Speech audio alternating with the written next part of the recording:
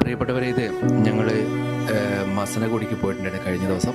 അപ്പോൾ ബന്ദിപ്പൂർ കാട്ടിൽ ഒരുപാട് ആളുകൾ ഇങ്ങനെ കൂടി നിൽക്കുന്നത് കണ്ടു.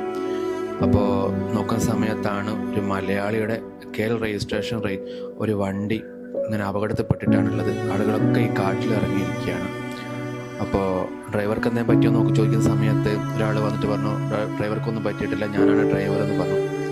അപ്പോൾ സംഭവം എന്താണെന്ന് വെച്ചാൽ പുള്ളിനോട് ഉറങ്ങിപ്പോയതാണ്. അത് രാവിലെ എണീറ്റ് ഉറക്കൽ ഒഴിഞ്ഞിട്ട് പച്ചക്കറിയോ ഇതിൽ വെല്ലാന്ന് തോന്നുന്നു, വെല്ലം ജാഗരി. അപ്പോൾ അതെടുത്ത് വരുന്ന വഴിയിലാണ് ഉറങ്ങിപ്പോയതാണ്.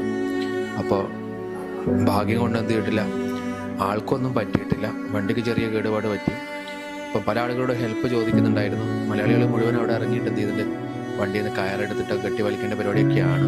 പക്ഷെ അതിനിടയിലും പല വാഹനങ്ങളും എന്ത് ചെയ്തിട്ടുണ്ട്, മൈൻഡ് ചെയ്യാതെ പോകുന്നുണ്ട്. അപ്പോൾ ഇതൊക്കെ രാത്രിയൊക്കെ ആണെങ്കിൽ കാട്ടിൽ ഇതുപോലെ അപകടത്തിൽപ്പെട്ട് കഴിഞ്ഞുള്ള അവസ്ഥ ആലോചിച്ച് നോക്ക്. ഇത് പകലായതുകൊണ്ട്. അപ്പോൾ എന്തായാലും ആളുകളെ സഹായിക്കാനുള്ള ഒരുപാട് ആളുകൾ എന്തുണ്ട്, നമ്മൾ റോഡിലൂടെയൊക്കെ പോകുന്നത് കൊണ്ട് ഇത്തരത്തിലുള്ള സാഹചര്യങ്ങളൊക്കെ നമുക്ക് അതിജീവിച്ച് പോകാൻ പറ്റും.